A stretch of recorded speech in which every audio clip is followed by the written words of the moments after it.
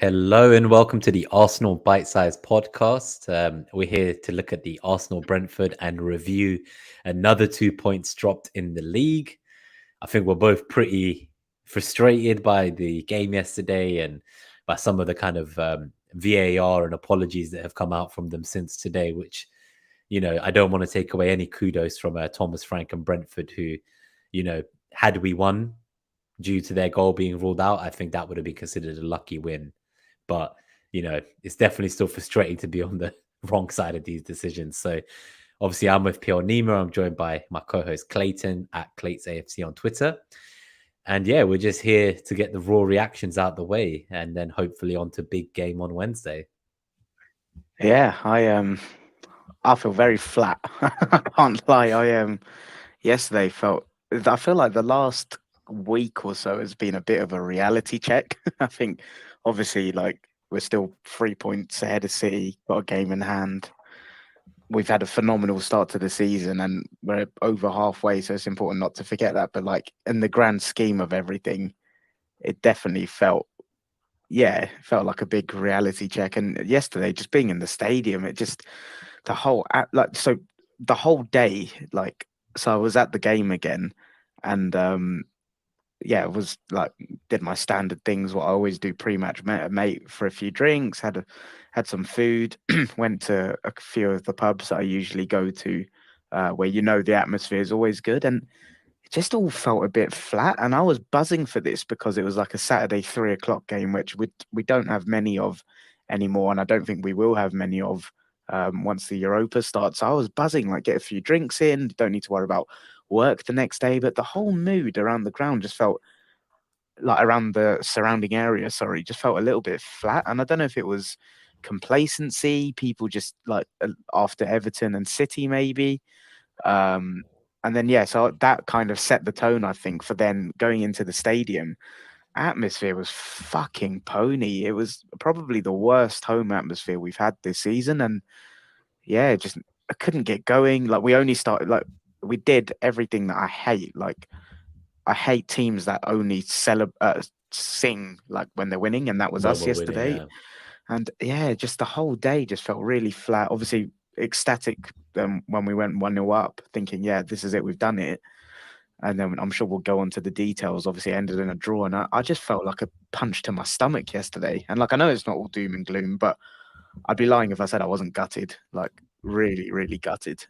Yeah, no, I felt pretty sick, like physically sick, just seeing how that game ended. I understand it was a frustrating game, but one of the things I saw online, maybe you can add some light to this because you were there at the stadium, is that it felt like there was more empty seats than usual. And I think maybe it's connected to the reseller problem we've been seeing, where the resellers and the bots buy the tickets when they get released very quickly. They sell them at an extortionate price on, ticket exchanges. And I'm assuming they make so much profit from the tickets they sell that they don't really care about the tickets they don't manage to sell, But which there they are quite a bought. lot of empties then. So That's what a I few was with people have the been saying. Ashburton. Yeah. I was with the Ashburton lot yesterday. So obviously I was like right at the bottom. So I didn't really see I guess it's hard to around the see step. some of the gaps. Yeah. Yeah. So I But don't know. yeah, so Maybe that it was one is of the a things bit of I that, saw. but So I don't know if that's related to the atmosphere you saw as well, but maybe some of the nerves from the last few games. I guess let's give a I quick just think shout out to Terence as well. Sorry, just Wagwan to Terence who's go here for it. live. Hey mate. No, just on the atmosphere. I think it's so important to remember uh, how good it's been this season, and it's like this season has surpassed all of our expectations. Why is it that like when the team needs us the most, everyone just freezes? Like I get there's nerves, but I just think you're in there for 90 minutes. That's our chance to like make it a cauldron, have the 12th man, and like all of those cliches that I genuinely so strongly believe in. I know it was so disappointing yesterday. And I think it goes two ways, right? Like obviously the team need to give the fans a reason to kind of really get behind the team. But I think when the team are struggling, the fans have to give them that extra 10% to like, come on, we're here for you. Like get that extra push. And that I was really disappointed from that perspective yesterday. But it wasn't just the fans, right? The football team didn't play well at all. Yeah. And Yeah, I there's guess from a football team perspective, I think it's a good time to pull this up the lineup because we sound so depressed. I know I'm so depressed. I guess the reason I say this is you had obviously your scenario A and scenario B for the lineup when we spoke in the preview, and it seemed you were right about going with the kind of the same tried and tested 11 from the last 6 Premier League games and trying to get them to bounce back ahead of the City game. There was a few tactical changes. We did notice Martinelli was far more central than we've seen of late. Yeah. So that was interesting to see, but it didn't quite come off or anything. But he did seem quite shot happy. It's like he was desperate to protect his minutes going forwards. But just generally, it did feel flat. I know what you mean. Like, we were at the point where I know we're not going to always face these deep block teams, and we said not every team can do it as well as, like, say, Newcastle did at an away ground at ours. We know that Everton and Dyche, like we said, not many teams can do it, but it felt like Brentford under Thomas Frank were perfectly capable of executing that deep block as well. Yeah. And we were like reduced to Zinchenko taking pot shots from outside the box, and like we just couldn't get in. And the goal we did create, like that was an incredible pass from Saka. Like he basically took out the entire back line with that whipped in cross. And so, even the pass from Odegaard to play him in the first, like that level of precision that was required to unlock them. Like, is that all that hard work, and then we got undone, and it looked like we just couldn't. We didn't have enough to go and get another one. It felt like, and it was just super frustrating. It was games like this where we've now faced a few kind of deep blocks in a row, and I think this is what I was saying to you about. It's reminding me just how good Jesus is against these strong kind of centre backs who are quite physically dominant, and how he can always create that chaos and make something happen. And I know Eddie's been getting much better at, the other sides of his game beyond just goal scoring, but not having another striker option, like just not having two strikers in the team is really starting to show, I think. Isn't it? Yeah, it's really starting to show. So that was a bit frustrating. I was pretty disappointed by that. I also thought that, generally speaking, it was maybe one of Saliba's worst games for us so far. I know he's very young. I don't want to pile in on him, obviously. So it's just like more of just what I saw, how I felt. To be honest, I've never seen him perform like that. I don't even think it was a case of it being his worst game. I think it was like Tony was just on a different level. Like you couldn't get the ball off him. He's so good. Like I don't think there's many centre backs that could have dealt with Tony how he played yesterday. Like I think I saw a stat. So there were 10 aerial duels and Tony won all of them. Like, and even not just the actual duels, his link up play, his movement. Obviously, he hit the post. He could have, was it the post or the bar? Should have scored. He got his goal, which I'm sure we'll touch on. But like his all round centre forward play was brilliant. But just one thing, like you touched on there, obviously the tactical tweak with Martinelli closer to goal and on the inside. I liked that. I really liked that. But if we're talking about pairings, it feels so counterintuitive that he makes that change. And then remember what I said last week about the positional play and like the different lanes? It felt like Zinchenko, Xhaka and Martinelli were all just operating like within the same lane then. Like, I think that is when, if you've got a Martinelli close to goal, like I know Xhaka was playing slightly wider, but he's not really going to distract, like the reason you have someone on that outside lane is to create a distraction, right? You kind of move someone out towards them, so you vacate that space in the middle. Xhaka isn't going to do that. So I think if he was going to go with that tweak of getting Martinelli inside closer to goal, that's where, in my opinion, you have Tierney playing at left back. And I'm not going to lie, that width, I'd love to get your opinion on this. I didn't think Zinchenko played well. I was really disappointed in him. I thought a lot of his decision making was poor. I thought he was forcing himself onto the ball in areas that he didn't need to be too much. I thought, decision making was poor, like I said. I thought his pass selection was off. I thought he was trying to force it too much when it was on. And I didn't think he was good yesterday, personally. And like, I get the kind of taking shots from outside the box when you're chasing a goal. Like, I don't really mind that. And he was fairly close to one. But I was quite disappointed with him. And I think the thing I said against Everton was, it's my Siri trying it this time. The thing I said against Everton was I felt like we had a false sense of control in that game. And Zinchenko was very good in that game at where he was picking up the ball and stuff. But I think that element of false control came into this game where Zinchenko was kind of picking up the ball in areas. And it felt like just for the sake of it, it felt like there was no purpose to what I'm not just isolating him. It's just something that really stood out to me. And I think yesterday, it's partly to do with them as well. So, like, as much as it is about him maybe forcing it, I do feel that it's credit to the opposition for making us look so lost. I guess what it is that with the way we're playing, with only one striker as well, and with the same players starting every week at the moment, I guess opponents are looking at the matches where we have struggled to create with the likes of Newcastle and Everton and Leeds earlier in the season where we were dominated quite a bit. And I suppose the teams that feel they can play that way to disrupt us, they are. And, you know, yeah, every team has weaknesses, right? Like, depending on the kind of tactics you choose to employ, there's always going to be a part where you're exposed or undercommitted. We know we're generally exposed in the back left where, you know, we don't really play with a defender there. But I guess when we spoke last time about is there a blueprint forming, my thinking was that not many teams can actually go and execute this game plan to nullify us. for what it's worth, I still believe that. I Mm. don't think every team can go and execute that. I think Brentford, we said this, Brentford were ones that we knew were capable of it. I don't think every like lower half team is capable of doing it personally. And I think against a team like City, when we do the preview, I guess we'll look at it. It should be on paper a completely different game because Yeah, someone like, say, a Martinelli who plays best, like getting behind his defenders and breaking through their lines, he should have more opportunities on the transition to do what he does best. And yeah. I think in a game like this, like there was some really fancy footwork I saw a few times, like with Odegaard and Zinchenko and others, Saka like on the edge of the box in the D.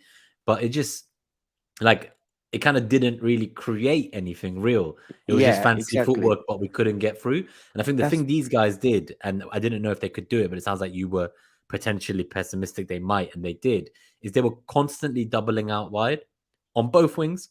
As soon as yeah, I saw Martinelli or Trossard, whoever had the ball or Saka, there was always two people blocking the passes into the passing lanes from the wings. Like there was just no way we could get through.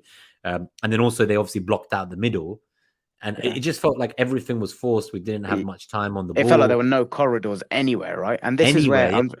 unfortunately, I do think Arteta really needs to be proactive in thinking of a plan B. Like I think previously we had the 3-5-2, right? We had Jesus and Nketiah up our sleeve, but unfortunately Jesus is injured and like he needs to be thinking of something else. Like Trossard was a very good sub. I think, yeah, it was very early and he did very well, like took his goal really well. But this is what I said previously. I don't think you just go and control C, control V the system and just make a like for like sub. Mm. I think it's the system. I think the system needs to be tweaked when you're struggling against teams like this. And yeah, I was really disappointed. And do you know what? There's been many moments this season where we've been chasing a goal, right? I can off the top of my head, Fulham, Leicester, Villa, like Man United. I A lot of the home games. Yeah. Yeah, but I felt like we were going to score.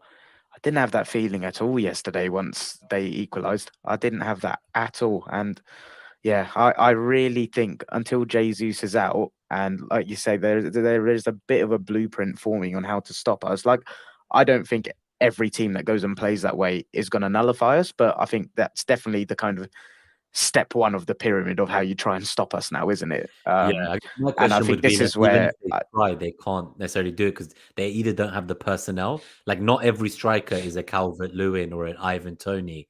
Their level of yeah, hold up and strength, there are not exactly. many strikers that are as good in the air as they are and at holding off the opposition in aerial duels. So I think they can try and execute it.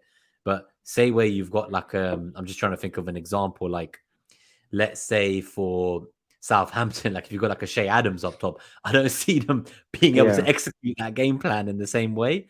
But what really got me was they were really able to maintain that intensity even centrally. Like normally you would think they start to look tired. You know, we brought on Trossard. I even heard the commentator saying, oh, you know, like I wouldn't be surprised to see some Brentford subs soon. Like they're starting to look a bit tired and they just timed everything and they right and kept they going. keep Yeah, the intensity. Yeah. and then even the timing of like their time wasting and stuff. You know me, I will never complain about that because I think at a certain level of a football team, you need to. It's part of the game, unfortunately, but they time that to perfection as well. Like Mm. every time.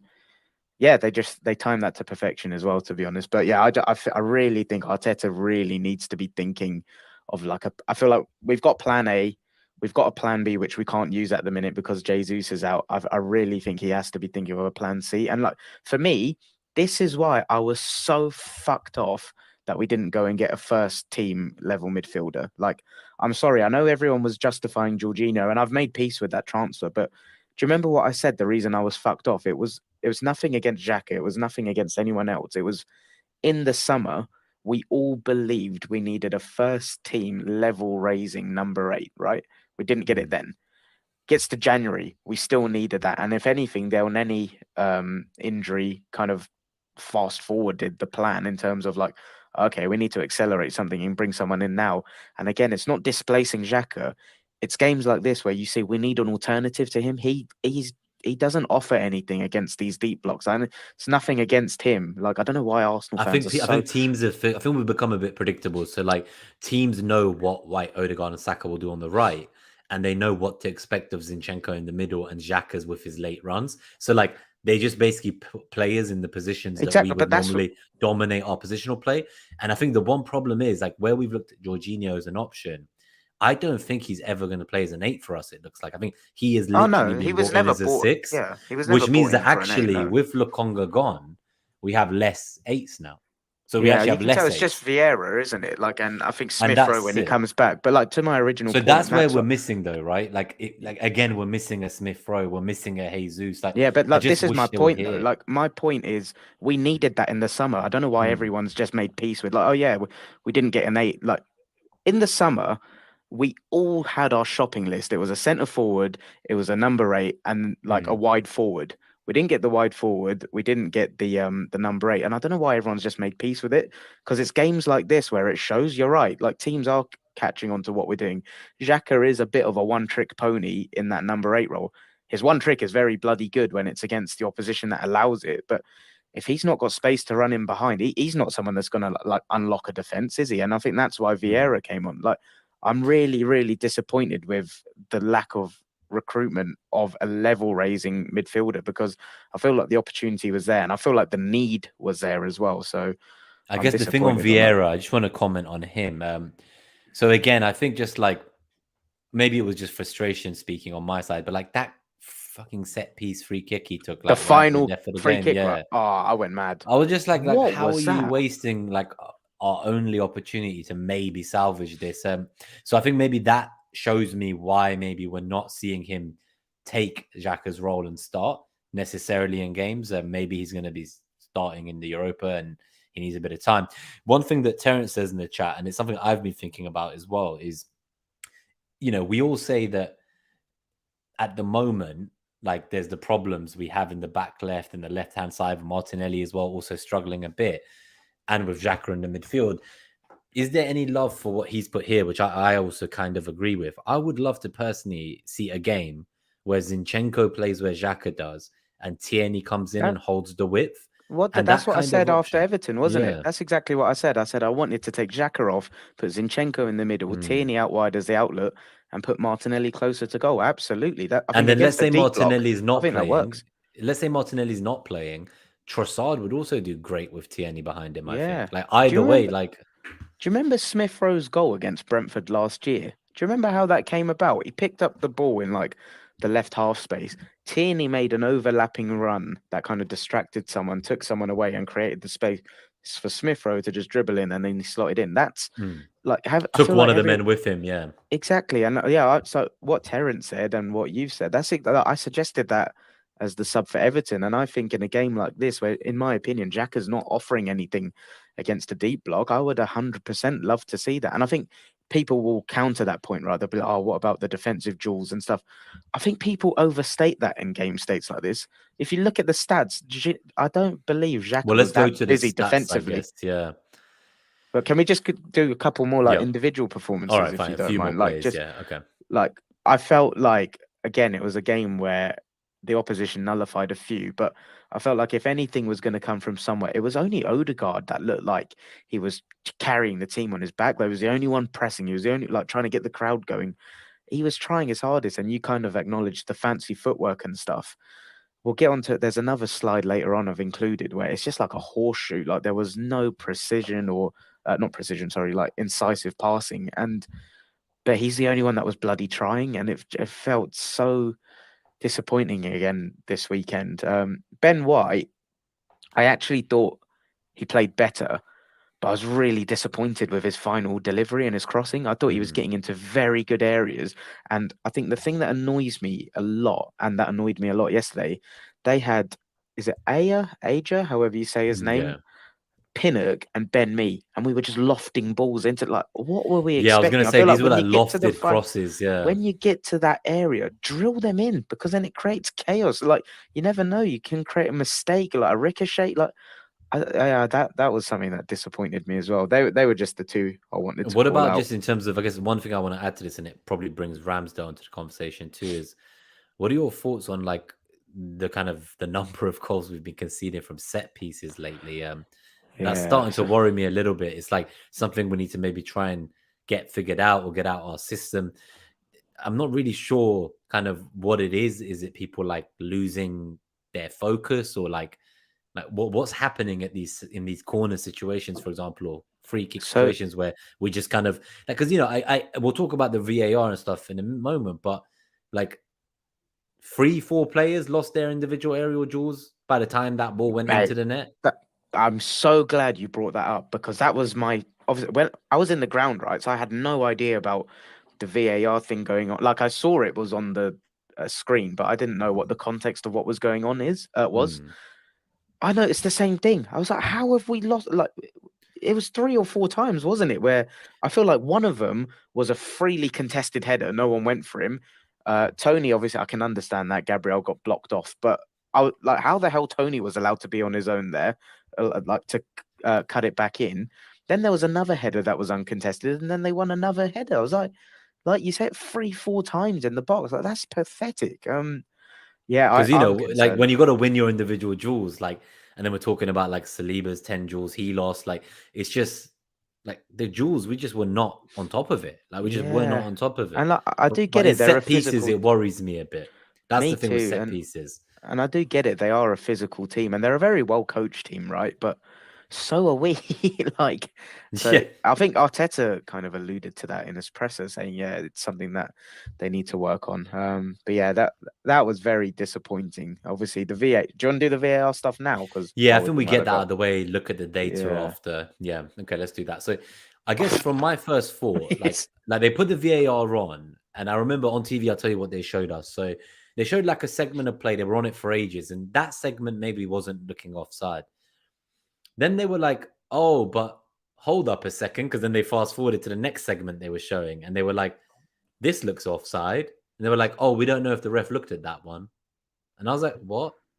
And then like this was no on the line, live broadcast, yeah, yeah, yeah, and no line was ever shown on the TV for any of the moment, like any of the frames. And now they've come out and basically said that apparently there's a time limit for the VAR, and right. Lee Mason spent so long on the first one that he totally just missed the second one and just forgot to draw lines and I just saw like that. panicked and rushed to make the decision before the timeline disappeared.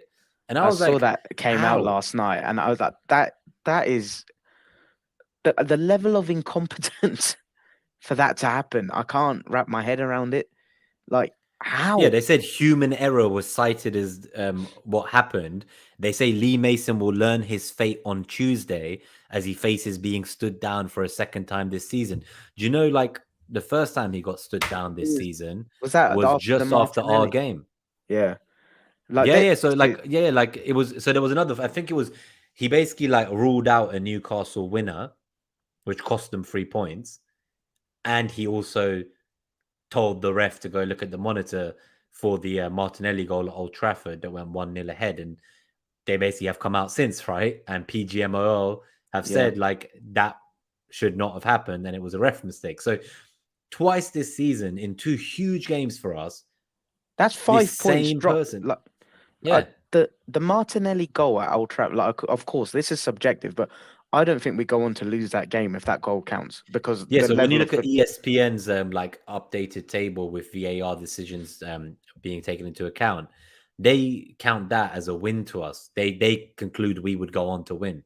So they yeah, actually give us and 3 points in that so match in their this is updated table. and 2 points dropped yesterday. Like, we'll get onto it in a bit whether we deserved anything, but it Yeah, I don't think doesn't we matter whether deserve you the deserve. win. No, but it doesn't fucking matter, does it? You just No, needed but the you game win a to be game refed like according. that, yeah, and you don't Exactly. deserve it, and then they So say this that's is what five. champions do.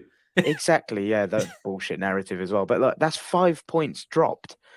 because of incompetence. Like, that's not But he's on. the Like, same bloody individual.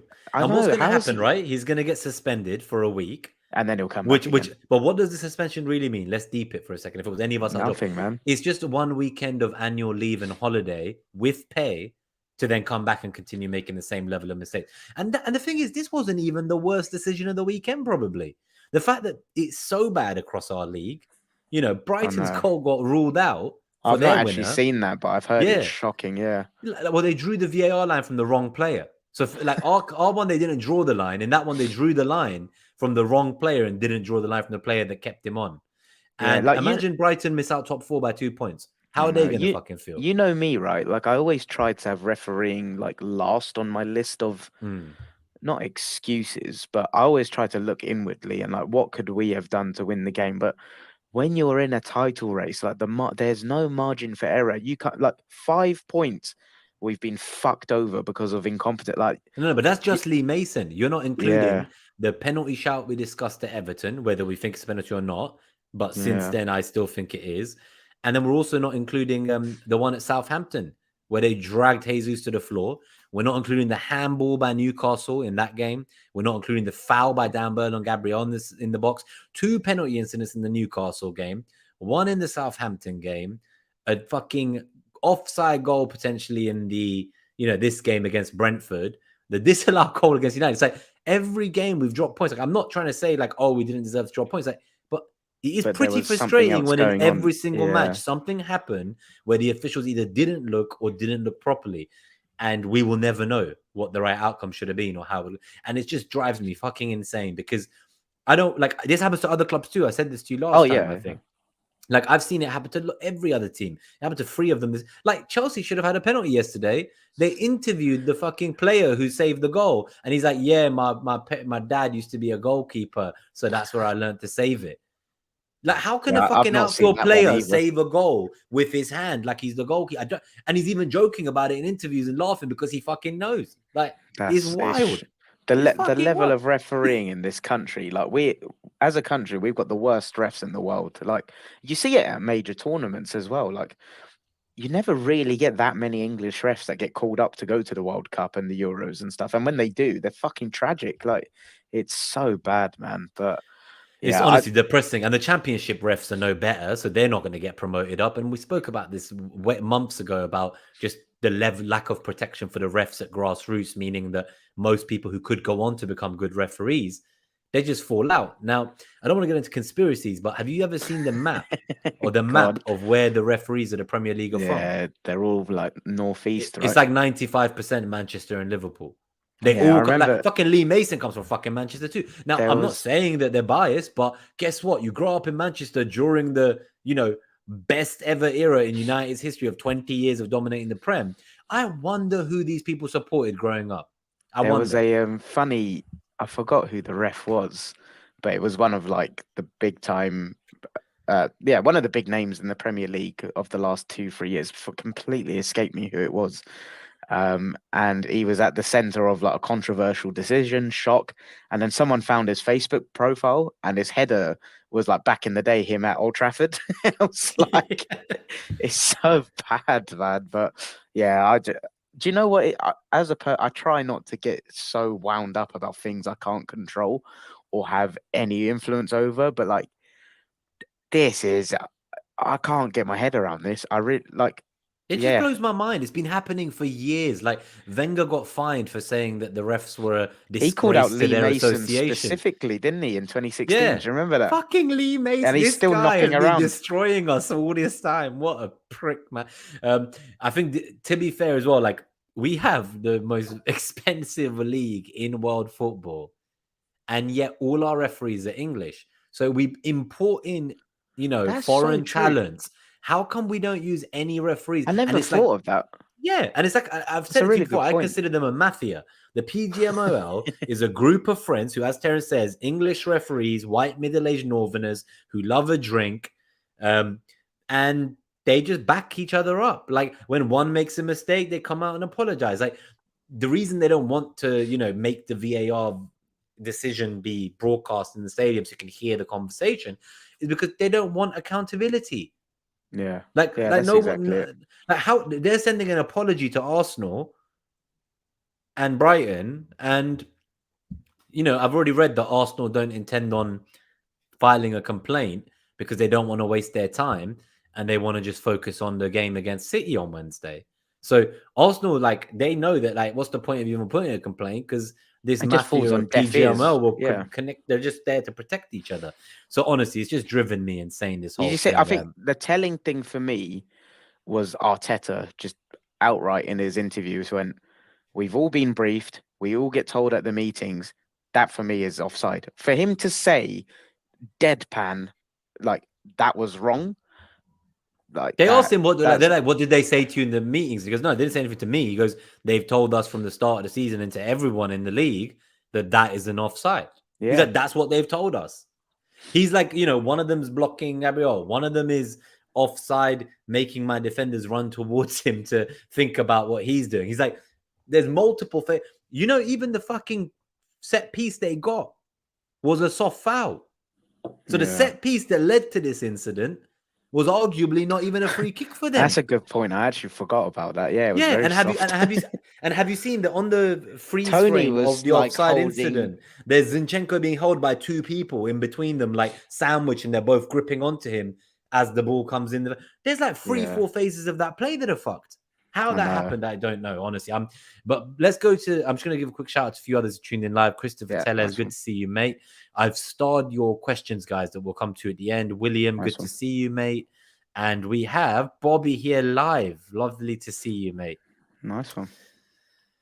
But yeah, so oh yeah. So just to comment on this, Christopher, as well. So they interviewed Ruben Neves after the game about Do you want like to just what read out what the happened. comment is? Yeah, so for the podcast listeners, they're saying that Jared Gillett, who's the only Australian in the PGMOL, he was the referee who sent Lamina off yesterday. And they asked Neves, and they basically said, like, what happened was Neves and another player were running towards the ref to complain about something. And in the background, Lamina was the third player, and he like just was jogging towards them. So the ref just turned around and gave Lamina the yellow. And he goes, I don't understand. Like, do you not use logic? Like, why wouldn't you give it to me or the guy who ran towards Yeah, him? And they're saying because 3 is a crowd. So 2 is fine. But because a third guy ran towards him, that's illegal. And it's like I get, mental, isn't it? I get that they're applying the laws by the letter of the law, but Yeah, you but got to have some look at common sense, logic and right? common sense. Yeah. Like this guy, like, and then they said to him, they asked Neves, like, did Lamina say anything to him? Like, was he being mouthy? Did he like dissent? He goes, no, he didn't do anything because he didn't say anything. He goes, he was just walking towards us. He goes, why didn't the ref give me the card? Why is he giving it to the guy already on the yellow who had nothing to do with the run up? Like, See, oh man, it's just it blows my fucking mad. mind, but it's selfishly just like obviously we talked about the other what if incidents, but that's a guaranteed 5 points that we've been fucked over by, and that's not even the I other can't games. Yeah, that's exactly, just United and and I can't get Brentford. my head. I cannot make peace with that. I just can't. Like, obviously we have to, and like we're 3 points ahead, got a game in hand. It's all within our control. But imagine the difference of the buffer room if we had those extra 5 points that we were robbed of. Like it's. Yeah, I don't know. I think it's important, like, not to just get swayed on this point, as shit as it is, because we weren't good enough. There's so But much more we would have to do. Yeah. but you need these things going your way when you're having those shit moments. Like, just because we're not playing well doesn't mean that we're allowed to be refed poorly. Like, Yeah, it doesn't that's work just like that. not acceptable. Like Yeah. for a league like this, it sounds like this whole idea of crowding refs, giving bookings out is becoming more common now going forward. So Oh, is Diaz it? got booked today by the refs for being the third player to run to a ref. So Well, it hopefully is starting the to clubs happen get more often. fined as well now. Yeah, no, only Arsenal get fined when 5 players surround the ref 2 weeks in a row. But Trust. I've seen every other club do it every week, and not a single club's been punished this season apart from us. So let's go back to just here to the slides. I want to pull up the numbers for a bit because Do we have this to? comes, but as in this comes back hand in hand, right? Because you're right. Like, yes, we may feel aggrieved about that penalty, sorry, about the offside, but the bottom line is this was only the second or third game this season that we lost on XG. So, for the podcast listeners, I think the Brentford's worrying thing, cumulative though, XG was high. it's 2 in a row now, though, isn't it? So it was Yeah. Everton and Brentford, and then I think the previous one was Leeds, right? But And that was a long time ago, yeah. it was a long time ago, but like we said last week, there's a theme in terms of the opposition, the style of play. but it's a bit concerning now that it's so. What? How many after United? We've been struggling for goals, right, and struggling to create. Yeah. So this Create was. I'm glad. The chances. one thing I'll say is like, I'm thank God we fucking scored because we'd not scored in like 3 games before this. So 1 goal in like 3 games. And then also we have like 2 wins in the last 5. So we really need to shake this off now. Like, put it this way: everyone will forget what's happened in the last few weeks if we can beat City on Wednesday. Oh, Like of that will course, yeah, suddenly bring back all the energy. So I do feel that after what happened, even if the referee fucked us over a bit, we didn't quite deserve to win this game, regardless. Like Brentford had so many chances. They could have been 2-3 goals up at halftime. Like oh, these mate, guys were bloody hell, flying. yeah, they were fantastic. Like, I mean, for what it's worth, I actually thought there were periods where we were very good. I thought we were moving it quite Yeah. nicely and getting into the right areas. I just thought it was the final pass, and like that, like I said earlier, there's another slide coming up later that I think really nicely illustrates why we were struggling. But yeah, like I thought we had periods where we were doing well. It just feels like the chances right now are just not coming. And I in my simple head, I think the way we play and create overloads and try to force things centrally, it just doesn't cut it against the deep block. And I think, like, I can't get that goal that Smith Rowe scored against Brentford last season out of my head, and just can't help but think what an overlapping fullback in Kieran Tierney can do against these sort of oppositions, because I think it gives you a whole different dynamic. It opens up completely different lanes for people to operate. It stretches the pitch, and then you've got the people centrally that actually make the difference. I, Like let's say it's yeah, Zinchenko playing there, or Vieira, or even Smith Rowe if he's fit. There should be game states or certain opponents that we should be more willing, I think, to not just go with the same 11 because yeah, that's the like I'm ones not that gonna got us lie, here. like I think I'll get shot down for this. I thought the inverted left back was fucking pointless yesterday. I didn't see any benefit to it in that actual game, personally. It's been one of the best things I've seen for Arsenal as a tactical evolution, but it doesn't mean you have to like die on the hill of doing it all the time. I just, yeah, I don't know. I was quite frustrated that we seem quite wedded to that.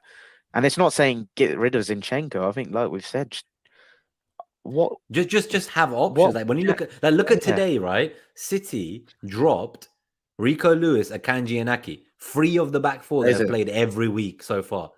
They just brought in a Yeah. bunch of different players into a new system, went super aggressive, and they just went for the kill, right? So we've always said we didn't have the depth. I think you said like Arteta maybe had 13, 14 players he truly trusted. So maybe that opportunity wasn't there for us to change the system. But he has been pragmatic in the past before. He was Yeah. pragmatic in his first 6 months to get through the cup. We played with a back 5. We did what we could to beat a City and Chelsea who were great at the time. And we had to just like get our chance and win in those games. Now, I'm not saying I want to play like that again, but in a scenario like this, I think we just need to be willing to change There needs to something. be something And different, right? nothing Yeah. changed. Now, when it was 0-0 at 60 minutes, nothing changed. Like Yeah. we made a few like for like swaps again, right? That was about it. Vieira coming off of Xhaka was maybe a little bit not like for like in the sense that we were really trying to put play. There was parts towards the end of the game where I could see Gabriel in open play, our centre back, He took a like couple a on the shot, didn't wing. he? But he was But he like took running on the wing. He then passed it to someone, and I thought, okay, he's now going to run back to defense to get to his position. And after he passed it back, he ran back into the box. And he's like, pass back to me. Like, we were yeah. so desperate for a goal that we had everyone piling in and we You still know couldn't create. what it is as well? Like, so if you just look at the graphic, right? Obviously, the XG kind of speaks for itself. And yeah, Brentford could have, should have been 1 or 2 up at halftime. Like that, yeah, they created high quality chances. I always like looking at the threat because I feel like that is quite indicative of where you're arriving as a unit, the areas you're getting in. Are you looking, yeah, what it says on the tin, are you looking like a threat? And look at it, it was just even throughout the whole game. And like that's something that you don't see us being matched in that kind of metric at all. And I think this is where you take our goal, for example, that for me was, do you remember last year with Lacazette? It felt like every goal had to be perfectly curated. That's how it feels like we're going to score at the moment, like a perfectly curated goal. And I feel Mm. like without Jesus, that's what you miss, that unpredictability, the chaos factor, right? that goal for me yesterday is exactly why we need to change something against these sort of opposition, because that ball from Odegaard, the weight of the pass on that to feed in Saka in that fine narrow margin, and then Saka had to put in an inch perfect cross. Like, that's a 1 in 50, 1 in 100 move that comes off because of like the precision of that. You can't be relying on one clear opening like that against these sort of teams. And I think that Hmm. for me just kind of illustrates what we're up against and why we need to be looking at something different. I think our patterns of play and our tactics have been absolutely phenomenal this season. And I'm not saying like we've become predictable to play against, but against certain opposition, those patterns aren't cutting it. And I do think we need to start evolving and adapting for different game states. Personally, ironically, I actually think the City game will suit us a lot more. I honestly do think it will suit us much more. I just hope that we have the mentality to come. Now, I saw Xhaka put out a social media post after the match, and I do agree with what he said. He essentially kind of said, like, look, like, this has happened. Let's put it be. I'm We'll paraphrasing, by analyze the it. way. He Yeah, was like, "This has happened. We're going to analyze it. Say we're going to like figure out what we need to improve." As you said, they're not even appealing the ref decision because they don't want to waste time. They just want to focus on the City game. And he said, "And we really need you to support us. You're our 12th man." Basically, he's yeah, basically saying like he was like, "Please stick with us." That's what he was asking, and I think that's something that's really important to note because I'm seeing like we're here trying to talk about things that we were like disappointed in or things that we thought didn't quite go right, and we have frustrations and thoughts about how maybe things could have been done differently. But at no point am I personally, I don't know if you are, but I'm not blaming our players for this. They got us to where we are no, of now, course, and yeah. I'm going to double down and support them ahead of this big crunch tie on Wednesday. But there are some fans out there who are calling for them to be sold. I saw a supposed Arsenal fan talking about Bukayo Saka, and they name him as like a Nigerian fraud, and they go, "This What? Nigerian fraud shouldn't play for Arsenal. He's not good enough. I He's like think a some." there's always a theme with those sort of fans. Yeah, I think it's very clear who you can tell are proper Arsenal fans personally.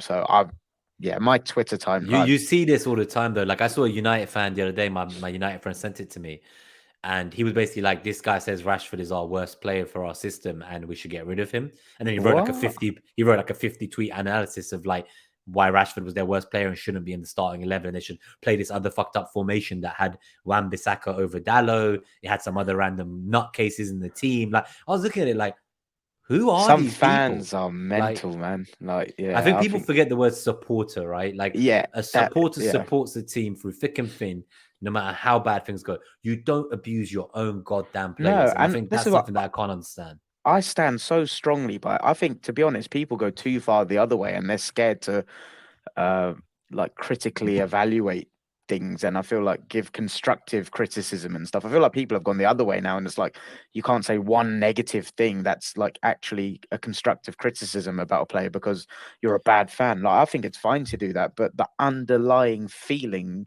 is that of, yeah, indefinite support, right? Like, just get behind your team all the time, but at the same time, it's okay to acknowledge where you think some things were mistakes, as long as you don't go Yeah. like overboard about it. I guess on one final positive before we carry on, like Trossard's cameo again looked very good, right? He's looking like Yeah. he can bring a lot, and to be honest, in this moment, I think he's giving more to the team than Martinelli is, personally. I think that was a big moment for us. Whatever happens, as I said, like we needed a goal. We hadn't been scoring in a few games, and regardless of the result and how we performed, I think that goal for Trossard especially should go a long way in his confidence and Yeah. like having the home crowd celebrate it with him in that moment of euphoria.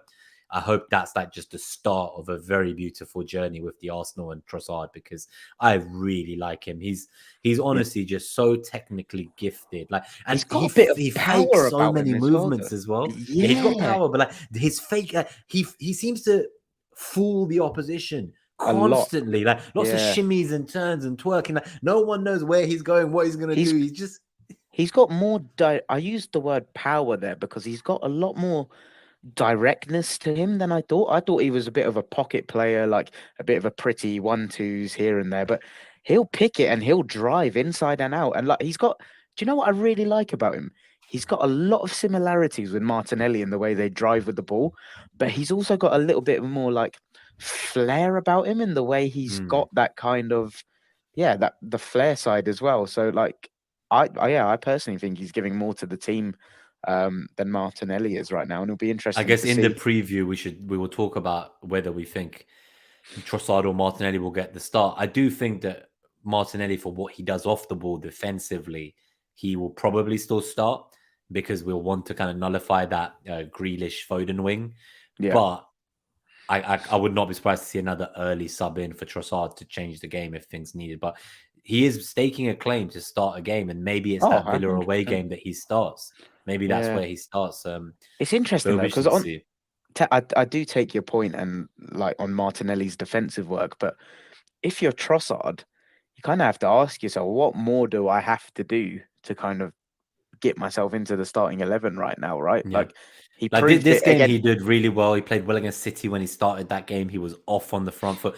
To be fair, though, when he came on against Everton, he didn't really do much. That's So, true. like, That is, swings there's and been the roundabouts. good moments and the bad moments.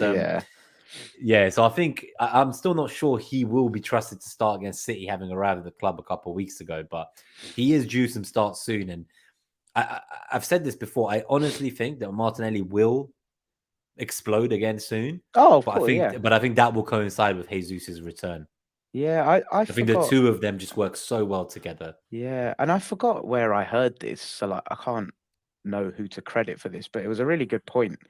Martinelli's had like he had his breakthrough when Aubameyang was kind of being phased out of the team, right? And since then, he's just played consistently non-stop. Like I know I'm conscious that Saka has as well, but Saka's a different beast in my opinion. Like, is it a case of just Martinelli? I'm not saying he needs a rest, but does he just need like to not have the pressure of being relied on as a main man for like just take him out of the limelight a little bit. Let him Just for be a the few impact games, sub for a couple of games. Like just do you know what the thing that I described He's a few very weeks young. ago? Yeah, but do you remember the thing I described a few weeks ago? It's like that left wing spot, you constantly require an 8 or a 9 out of 10. And for whatever reason, Martinelli dipped to like a 7.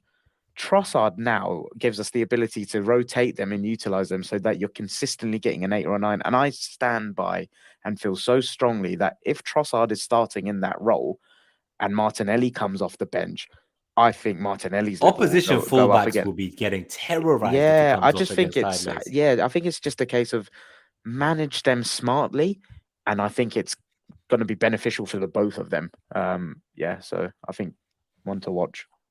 Yeah, I think just on what I said about him being young. So I think we forget that he's 21 years old. Like Exactly, yeah. there's not many wingers who play that regularly at 21 for a team challenging for a title. And you know, we saw the pressure that came to Sancho when he arrived at United with that price tag, and he come back after an extended period out of the limelight, and he scored. Right, he scored them that goal the other day, and he started again today. I just think that with some of these young players, there's so much more to it than just are they a baller. Like there's a whole psychological element, and you saw what happened to some of the other young players that we played too much, right? Like the likes of Jack Wilshere and stuff, where we played them into the ground from a young age, and they were never really the same again, right? So I'm just also conscious we don't do that to some of these players, and that's something I'm always nervous about, which is why I wanted 4. I think you said you wanted like 5 people at least for that front three, 5 or 6 quality options, so that no one is being run into the ground like that. Yeah, for what it's worth, I don't actually worry about that with Saka or Martinelli, but I think the point you made, which is probably going to be the crucial one, is the Jesus pairing. I think that's the biggest thing. Yep. All right, let's go to just if you want to talk through some of the passing networks, I guess Saka was far higher up the pitch this time. Again, it feels like, I think I say this every week, but I honestly believe that when the game state is a draw, when it's 0-0 or we're losing 1-0 even, I'm pretty confident 95% of the time that Saka will either assist or score a goal to equalize or go ahead. Yeah. It just feels like He's rely got that on clutchness him. in him now, isn't he? Yeah, he's really proving that. And I'm honestly shocked by how far he's come just even since the World Cup restart. Like, I used to say, like, I think he'll become world-class and stuff, but I'm not having it. Like, he's world-class right now. He like, is, he's one of the top wingers I've seen. Like he is just up there. Like right now, the way he plays, he's our most important player. He's our talisman, Yeah, right? he's very consistent, isn't he? Yeah, just on the passing networks, like this for me illustrates quite nicely about why I think Tierney is suited and usable in the game like this. So look at that left-hand triangle of Zinchenko, Xhaka, Martinelli. It's so bunched up, and Martinelli and Xhaka are not two players that are going to unlock and pick holes in a tight low block defense, Mm. are they? That's for me where if you're looking at that triangle, I want the same triangle that's replicated on the right, on the left, and so where Saka's the outlet. I think so. You've got Saka as the outlook, and then you've got Ben White and Odegaard if you're looking on the right hand side. I think you just need the exact same on the left, but have the outlet as a Kieran Tierney, and then on the inside have your Zinchenko and your Martinelli like closer to goal, or your Zinchenko and Trossard. And that's for me like if you can imagine what that then looks like, it will be perfectly symmetrical, and that's how you sort of force your spacing and your distances on the opposition. And if you map that, what I've said there, onto what the Brentford one is, it gives them a different thing to think about, right? They can't then go pack out the half spaces with ease because they've got multiple outlets to worry about as well as the inside. And I just think it was so lopsided in the sense Saka was the only outlet. And it was interesting that he put Martinelli on the inside, but I, I think without an overlapping outlet, I think it was pointless, to be honest, tactically. Yeah, because you weren't going to see Zinchenko or Xhaka like run and offer him an overlap. Like he was No. going central and And they'll do it like on a like they'll do it on a couple of occasions, but I just mean someone as like that's their not fixed relentlessly position, but all you know what game. I mean. Yeah. Yeah, Just to draw people away. It's what you said about that Smith Rowe goal, right? Like every time I saw Martinelli or Trossard get the ball, they were doubled up on both wings. It happened to Saka as well. But if there was at least someone there in those scenarios where we're getting blocked out like that, to just take that second defender with them, even with a fake run, so that at least Martinelli or Trossard can then try a 1v1, try to get into the box, try to get a shot off. Right now, they've got two players to get past, and then they end up reverting the ball back, trying to switch to the other flank. It gets to the other flank. The other flank's got two defenders doubled up as well. But that yeah. Saka Odegaard White triangle, at least they were able to get through the double block at times. But it just felt like on the left hand side, we were not able to get through. Yeah, and I stand strongly by. I don't think Martinelli is a 1-2s in tight spaces kind of guy. Like you've got the relationship with Saka and Odegaard where I would back them to find their way through and navigate. Like they did it a few times, right? Just quick Mm. interchanges. I don't think Martinelli is someone that's suited to that.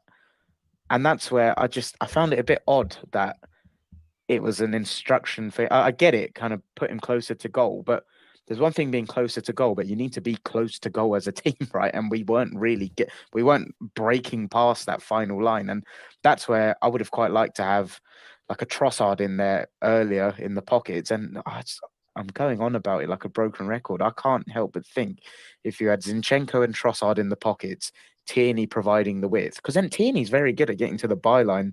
And you know what I said about Ben White? I was disappointed he was looping crosses. Tierney's He like drills them in. selection of crosses is very good. Yeah, yeah. It'd be interesting to see if he goes I with did that. see there was that moment where Saka did not look impressed, where Zinchenko took a shot that was like looking like he was trying to find the far post for a runner, and Saka was like 1 second later to the spot where Zinchenko shot and hit wide. And like Right, it just felt like had Zinchenko like tried to do the same pass that Saka did on the other side to Trossard, Saka would have been in with a tap in. But right, instead, okay. Zinchenko went for the shot. And I could see Saka arrived after the ball just went past where he was arriving.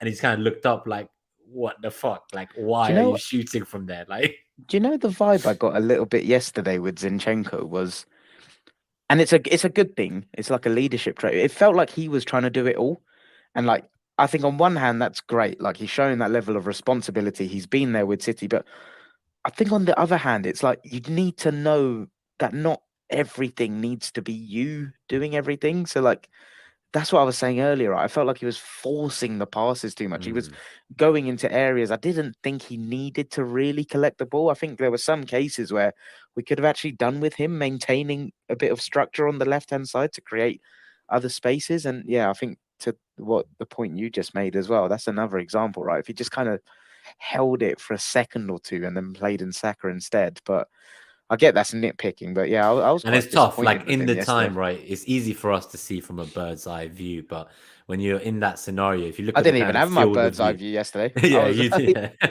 But when you've got like the frame of view of the player and the intensity and pace at which the game was of going course, and yeah, the physical battles, I can see how Zinchenko might not have seen or was blindsided to that Saka was also running in to give it to him. So I can't put it all on him for that.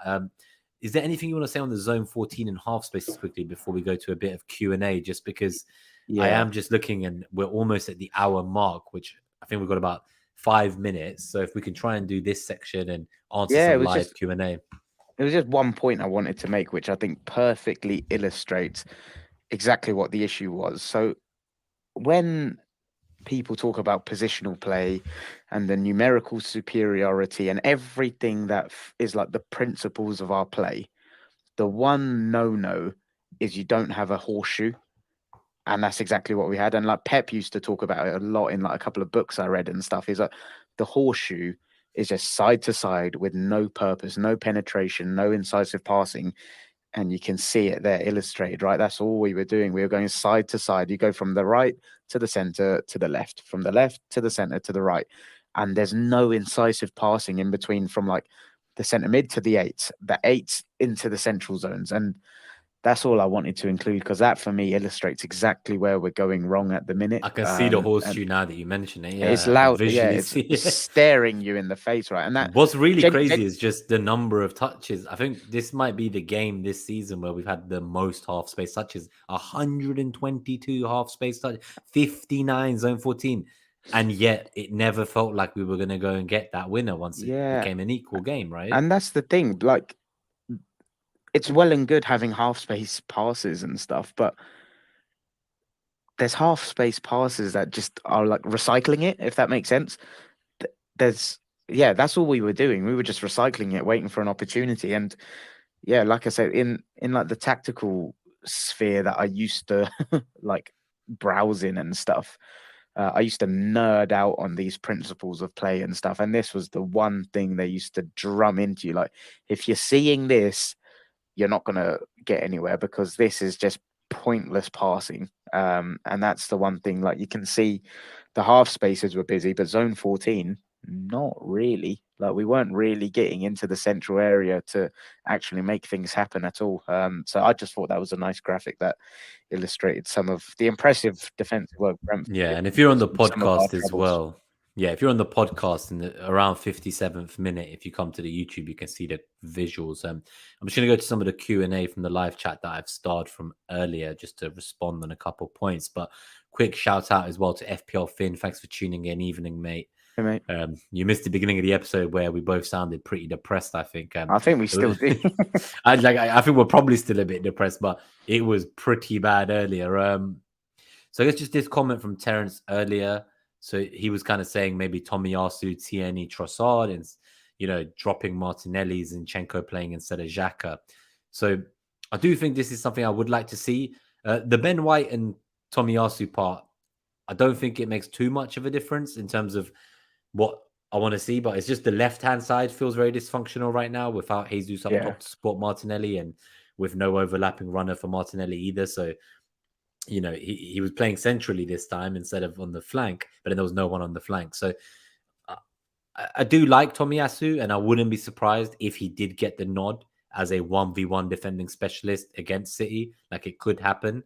Ben White might not retain that place. We don't know. We'll see. But equally, I do think Ben White improved a little bit last game, and maybe that confidence was needed going into City. But I would love to see this Zinchenko in the middle. I would love to see that one day with Tierney at left back. And do you know what? I actually think Trossard could do a job there as well, from like what I've seen of him profile wise so far. But yeah, like I said, I know I said about Ben White's crossing. That was like a specific aspect of his game. I actually thought overall he played pretty well and improved, to be honest. So Christopher Tellez is feeling so deflated after the last two games. And it wasn't made any better when he woke up to see that Mason forgot to draw the line. So, yeah, that is frustrating. So that's in relation, obviously. I think we won't talk about the referees. We done that to death earlier in the show. I even took out the map of how they're all born in Manchester. Yeah, I think we've already had that conversation, but I just thought I'd put that up there because it seems like we're all kind of looking for some therapy after the last few weeks as Can Gooners. It's I been really tough. can I forgot what I just something I've seen in the chat triggered me to one more point on my Tierney propaganda. Do you Oh remember yeah, the Europa League campaign where Martinelli was kind of getting eased into the first team and stuff? That Tierney to Martinelli cross, Gabby scored like 3, 4 headers from a Tierney cross, right? I feel yeah. like that was a combination that was working so well. Like that's the sort of stuff I think that would be perfect for the game states like Brentford, Everton, Leeds, those sort of deep blocks. I think that's another kind of it's another string to your boat, right? And I think that's something that could be used because I feel like as a fan base, everyone's kind of writing off Tierney because we've tried him in the inverted role and he's not quite been working out. But as a traditional fullback, he's very good. Like, let's try it. And I think that's a relationship and a connection that I wanted to remind people of because I remember seeing Martinelli score a few headers from Well, Tierney let's not forget crosses. the song, right? What? Oh Well, yeah, the Tierney at the yeah, the back, back, Gabby in Gabby in attack. attack. Yeah, Yeah, exactly. like that's the fucking song, man. Like Yeah. there's literally like these two already have a connection. So if he doesn't have the Jesus connection, let's maybe look at in against deep blocks where we don't think Xhaka's late runs into the box from an attacking point of view are not unlocking defenses. Well, why don't we just put Zinchenko in midfield where he's playing anyway and try bring on an overlapping runner at fullback? Like, let's just see. Like at this point, I think we'll talk about the City preview. And I do think that maybe that game isn't the game to be trying all these new things. But going forwards, we should definitely be looking to test stuff out because once Europa starts, there's going to be games thick and fast. And we've got to start to think, do we go down the Pep route of keeping momentum?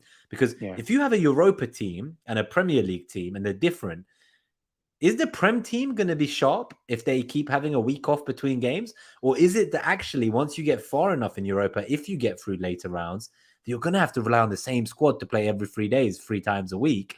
And then there's just one or two adjustments where you switch a few personnel for these tactical tweaks. So I think we need to experiment with that before Europa starts. And that's not far away.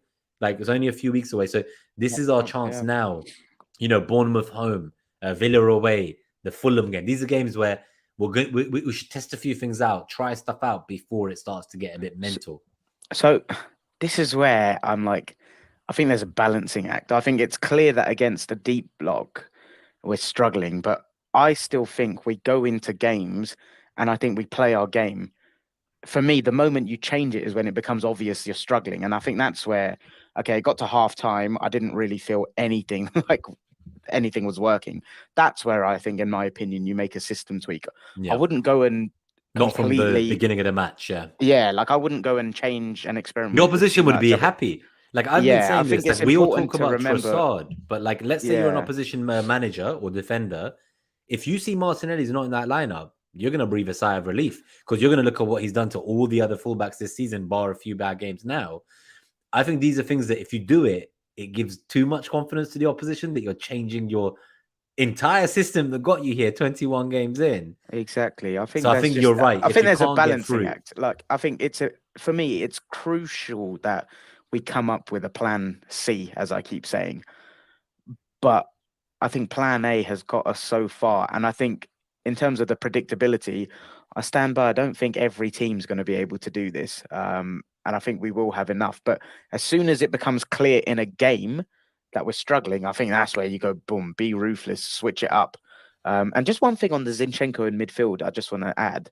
I only want to see that personally when it's against a deep block and there's no transition opportunities in midfield. And because I think if we do that in like a standard game where it's fairly open end to end, I think we get fucked. I really do. I think people forget the defensive contribution of Xhaka. Why I'm an advocate for it in a game like this is Xhaka's defensive contribution is minimal and his offensive one is limited. That's why I think there's specific game states where I see it working.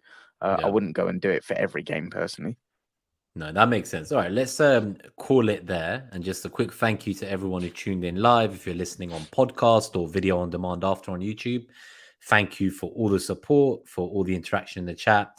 We will be back probably Tuesday lunchtime UK time to do a quick preview of the Man City game.